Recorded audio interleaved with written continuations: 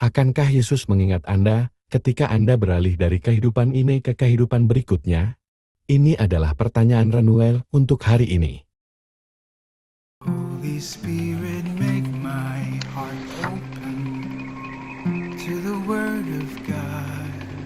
Make my heart open to goodness. Make my heart open to the beauty of God every day. Amen.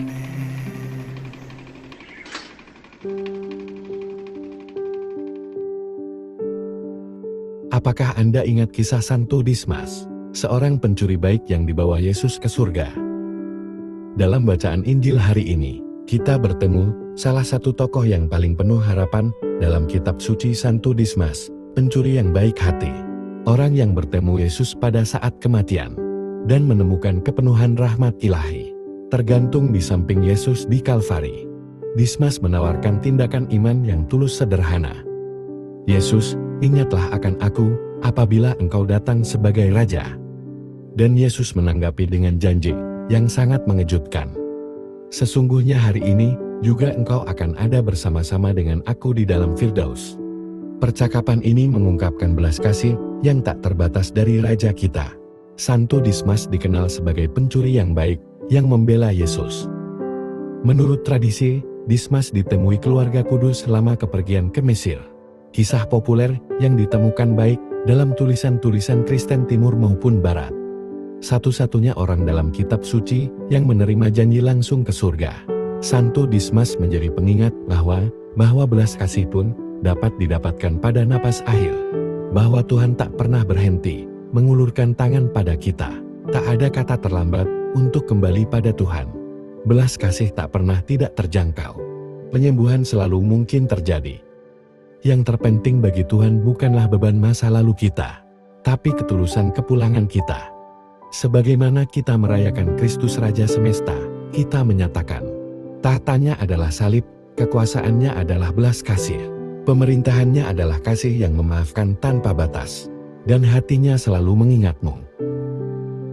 Ingatlah selalu, Yesus Tuhan dan Raja Semesta kita selalu mengingatmu. Dalam Injil hari ini, Yesus mengingatkan kita bahwa Ia akan mengingat kita dan membawa kita ke surga. Jika kita bertobat dan percaya, sama seperti yang Ia lakukan untuk Santo Dismas. Di kayu salib, di singgasana paling tak terduga yang bisa dibayangkan, Yesus menunjukkan kerajaan sejatinya. Dalam penderitaan terbesarnya, Ia menawarkan rahmat terbesarnya. Sebagaimana Yesus menyambut Santo Dismas dengan kata-kata, hari ini juga engkau akan ada bersama-sama dengan aku di dalam Firdaus. Yesus meyakinkan kita bahwa ketika kita menoleh kepadanya dengan rendah hati, hati yang bertobat, Ia tinggal bersama kita dan Ia membawa kita pulang ke kerajaannya. Semoga kebenaran ini mengangkat semangatmu hari ini. Semoga dapat memberi Anda keberanian untuk berharap lagi.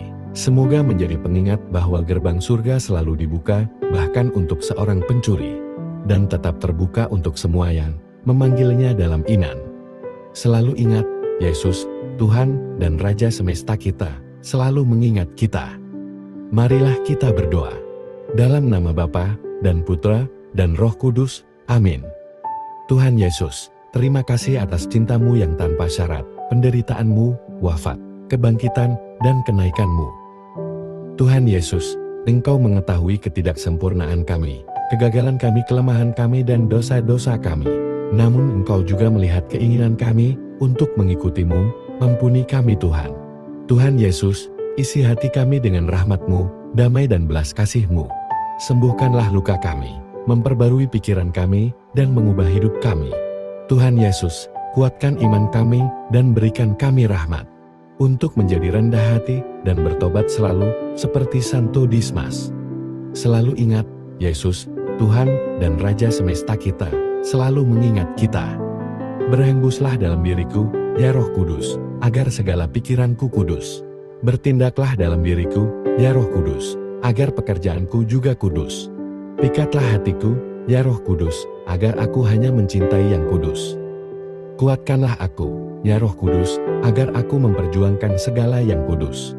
Jagalah aku, ya Roh Kudus, agar aku selalu kudus. Amin. Selalu ingat, Yesus, Tuhan dan Raja semesta kita, selalu mengingat kita. Dalam nama Bapa dan Putra dan Roh Kudus. Amin. Tuhan memberkati keluarga Anda. Tuhan memberkati gereja Katolik kita dan Couples for Christ.